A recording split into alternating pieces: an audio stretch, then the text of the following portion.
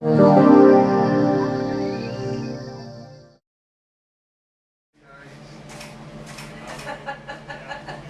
difficult, it's a bit like carrying your head and rubbing your tummy. Yeah. What part in the project have you played so far? Well, I'm a local girl, grew up here, and I'm also a professional archaeologist.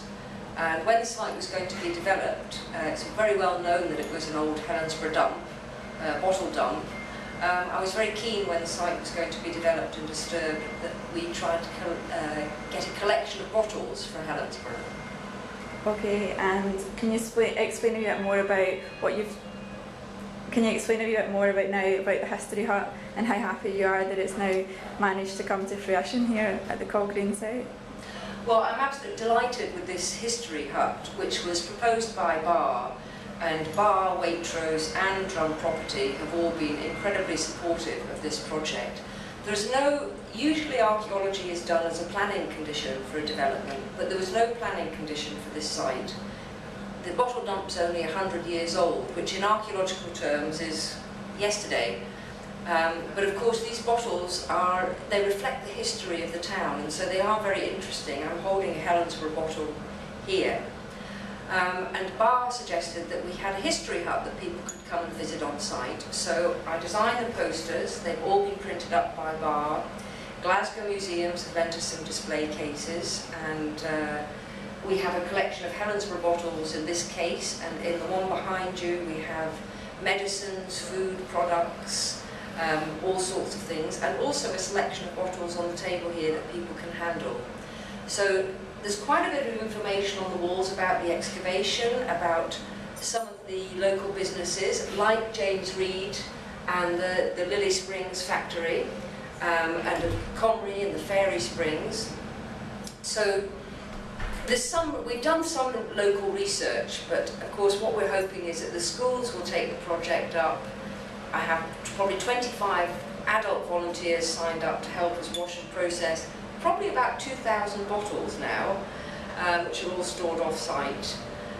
So we're hoping that the schools will also get very much involved, and they already are involved with the development through many of Barr's initiatives.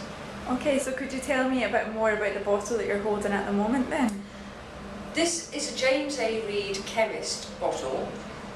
This one's a bit, well, manky, but it's from the Lily Springs, as pure as a lily, and it was drilled from 500 feet into the earth. They drilled the well down into the earth. Now this was a major feat at the time, and it's reported on in various journals, engineering journals in Scotland, that they managed to drill so deep for this water. You can't paint the lily pure as a lily. That was their marketing slogan.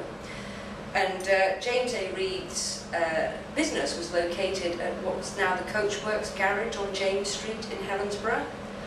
And the business ran for a long time. It was very successful. There's this bottle, which is a standard. It's got a James A. Reed stopper. In fact, it's James Reed Chemist Helensburgh, it says on the galvanised stopper.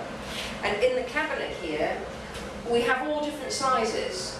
And we've also got a homebrewed ginger beer stoneware bottle. Stoneware bottles tend to be a bit older than the glass bottles. So it came in all different sizes, and you would have a soda water in the glass bottle, and then you would have things, Eiffel Tower lemonade crystals. So it was almost like making a Cremola foam drink or something, that you would have a crystal and you would add fizzy water to it. So this has been quite a labour of love for you. Are you happy to finally see everything together and on display, or what does the future hold? Well, I'm delighted that the History Hut is open, and we have all this material on display for local people to look at, because there's been a lot of local interest. But this is really the halfway point for the project. We've now recovered all of the bottles from the site. All of the excavation work is finished, and it's now purely building. So we're unlikely to get any more bottles, maybe one or two. But what happens now, we've only washed a selection of bottles here, so that people can see what we've been finding. But there's maybe about 2,000 bottles that are already stored off-site, and what we now need to do is wash all of these, catalogue them, assess them, look what kind of medicines people were taking. We know also, for example, that one of the trenches we excavated next to the railway line was filled in. There was infilling in that area in 1918.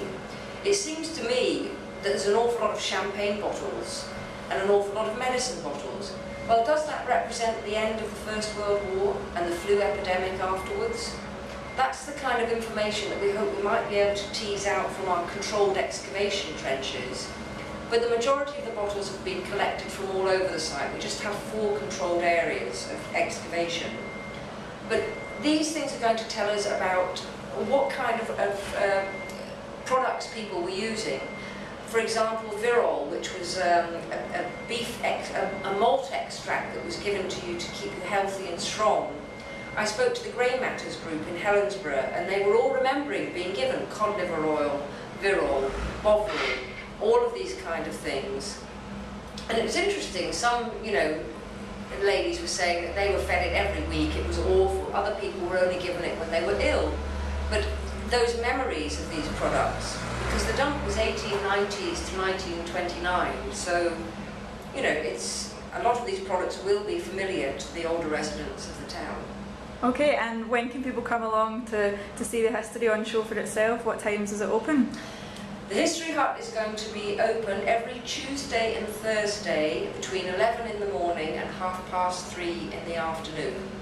But I'm hoping that September, which is Scottish Archaeology Month, we're going to be able to open over a weekend, and then people who are working during the week will be able to come. And I'm sure that we can develop 1 or 2 more flexible opening times, I hope, so that more people can maybe come on a Saturday or something.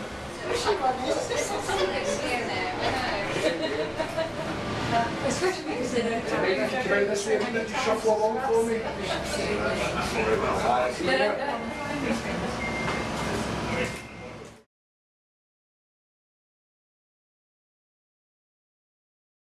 No.